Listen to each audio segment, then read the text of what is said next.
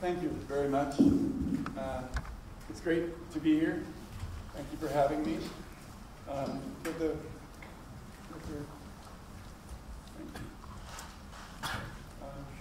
So I want to talk a little about how we got to this point and where it looks like we're going from here. As my colleague from Intel pointed out, the opportunity here has really been created by the hardware more than anything else. We've seen this exponential growth for about 50 years now, which means we have millions of times more computing power than we had 50 years ago. It's become very inexpensive, both processing performance, memory size, storage size, and networking bandwidth and throughput have all grown tremendously. And together, that kind of growth for so long changes things fundamentally. We don't see that kind of change in other areas. We don't see it as you mentioned in cars, or airplanes, or houses, or any other kind of technology. We don't see millions of times of improvement. And when we do, it fundamentally changes things and creates a revolution, a phase transition in how we see things. No longer do we see data and computation as individual items, but rather we see them in bulk. So what has driven this change is that people have been using computing devices. That's what's made the prices drop, is that Intel has had customers selling these processors. They're no longer just mainframes that people are using for computing. They're no longer even just PCs. Now we have computers in our pockets, on our wrists. We have multiple computers in our cars, in our tractors.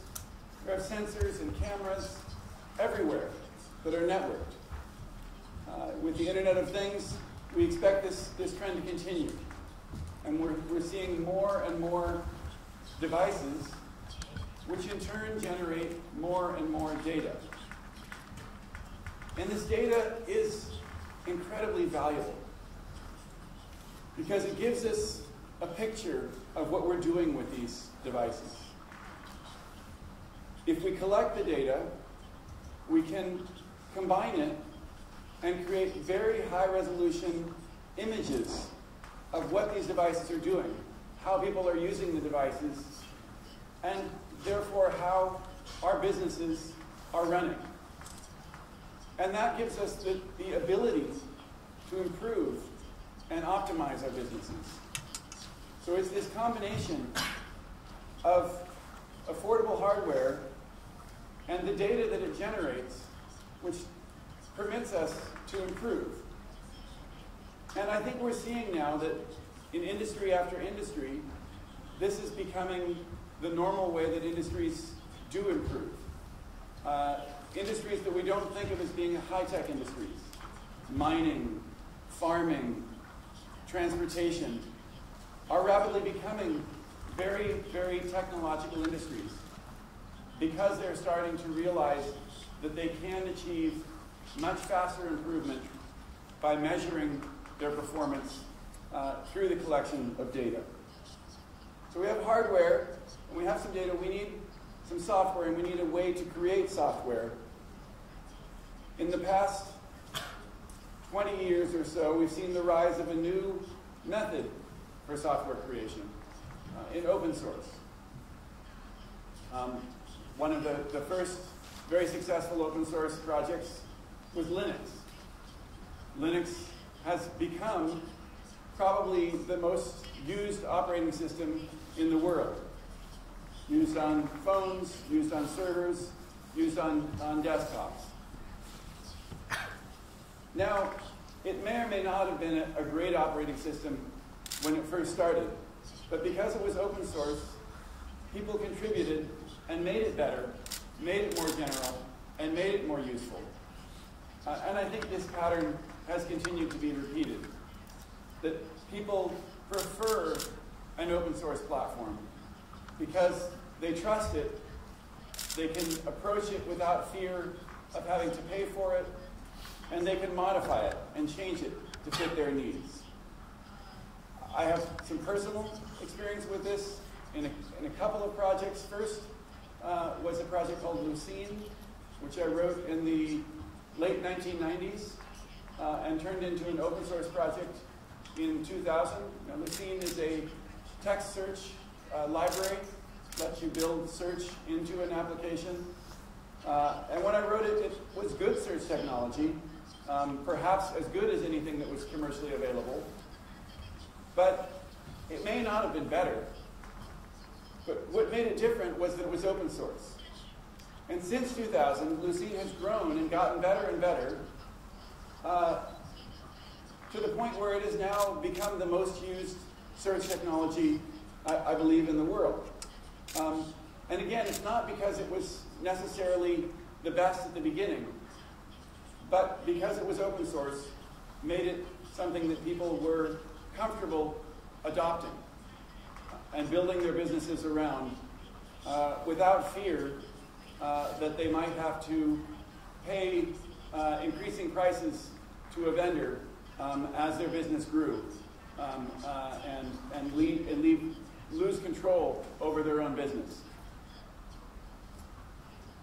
So in 2003 or 4, I was trying to use Lucene to build a web search engine, trying to gather all of the web pages off the internet in the way that Google and other companies do, and build an index for them, and provide search over them with Lucene. And the problem was much bigger than you could do on a single computer. So we knew we had to build a distributed system running across many computers in parallel. By 2004, we had something running. We had 5 computers doing this. We didn't have much money. But it was very difficult to operate. It was a full-time job to keep it running on these 5 computers, many manual steps to keep this running in parallel.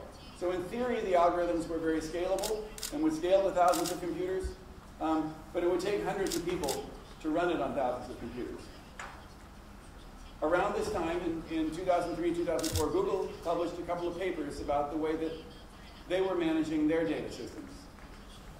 With first a distributed file system, which lets you store data across a large number of computers, with automated reliability. So if a machine fails, then automatically you would not lose any data. The systems could keep running, and you didn't even need to worry about it. Similarly, they developed a system called MapReduce, published a year later, which allowed you to run computations across data stored in a cluster like this. And again, they automated the reliability so that if any machine crashed, the computation would continue without a pause, without having to restart. This was a huge advantage I could see over what we were doing on this open source search engine project called Nutch. And so we started to re-implement the methods that Google described, building a distributed file system, building a MapReduce engine. And about a year later, in 2005, we had something working. We could now run it on 20 or 40 nodes, which was as many as we had. And we could see the possibility that was created here, that with open source and inexpensive hardware, you could scale very easily and not have to hire more people as you added more computers, but be able to store gigabytes, terabytes, maybe even petabytes of data and process them very affordably, which would change things. But it was not perfectly reliable yet. It was not secure. It had a lot of problems. And we knew we needed help to get it to the point where anyone could really use it, where it would really achieve the promise. Around this time, Yahoo was interested in investing in this open source project. So in 2006, I joined Yahoo. We took the distributed file system and MapReduce part out of Netch and put them in a new project, which we called Hadoop, after my son's stuffed elephant toy. And we started improving it. And now we had bigger clusters to experiment with. We had hundreds of machines in the very beginning, and soon thousands of machines to run it on. And we had more engineers to really get all of the bugs out, to make it to make the reliability real, and to start addressing the shortcomings. Initially, Hadoop had no security. Security was added. There were some single points of failures.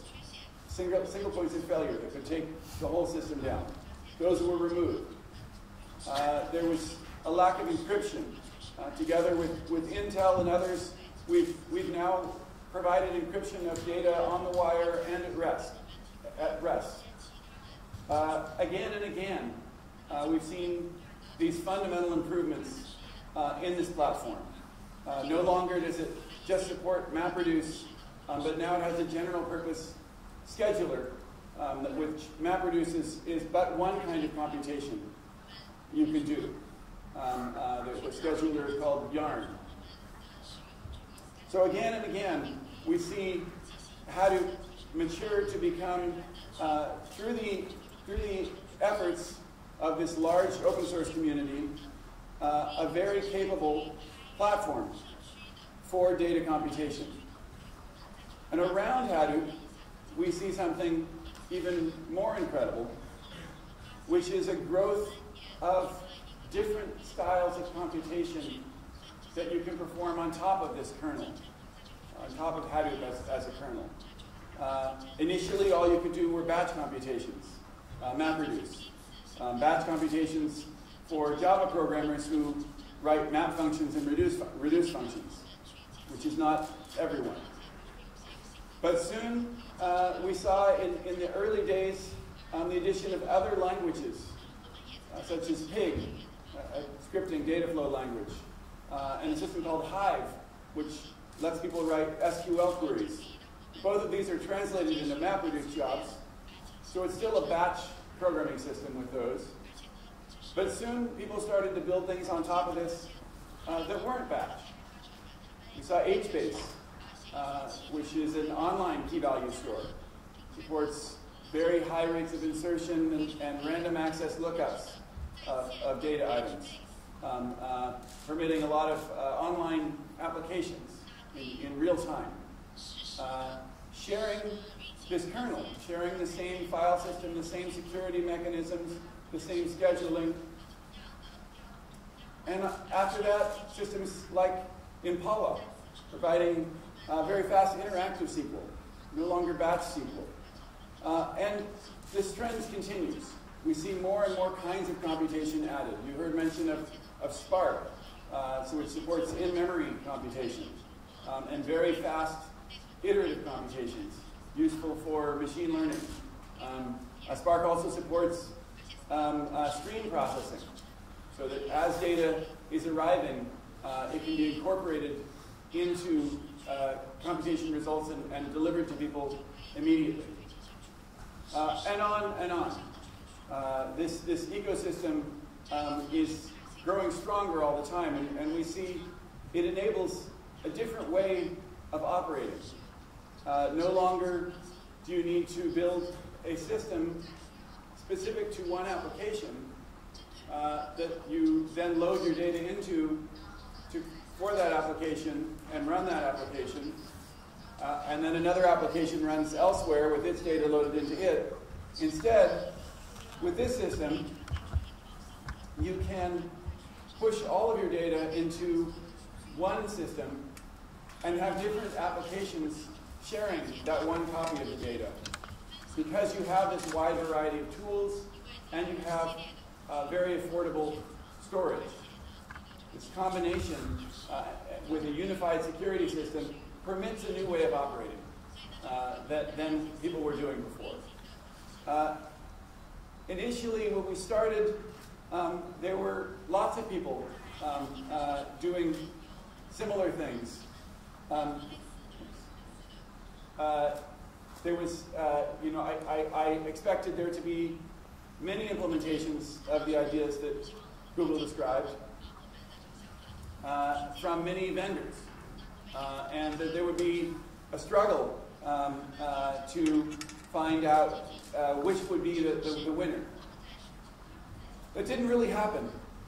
Everyone seemed to congregate around Hadoop, and we've seen it become the standard, with IBM, Oracle, Microsoft, all of the big computing players agreeing that this was the platform for big data, and is something that you could build around. And so we're seeing this trend, the industry solidifying around a new way of doing things, which we call the Enterprise Data Hub.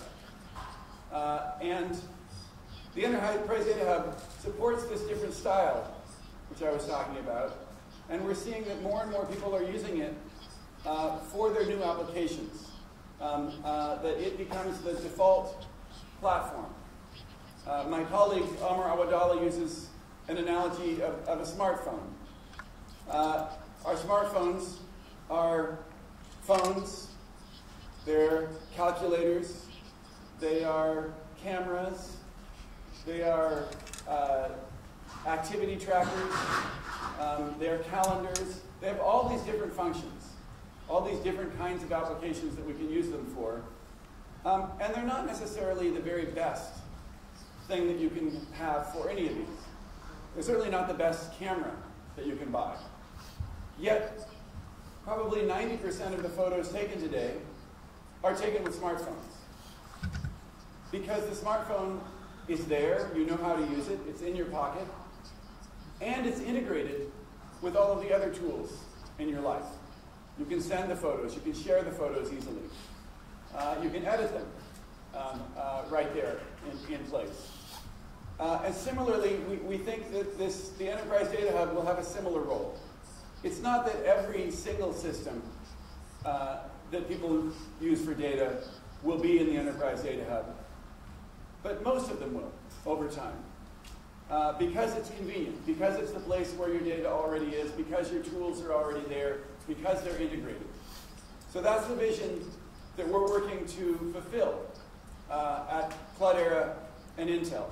We're trying to build the right tools that are integrated and make this possible, to fill in the gaps that projects from 20 different open source communities have, and to make one coherent system that we can let people use to help them gather all of their data and profit from it.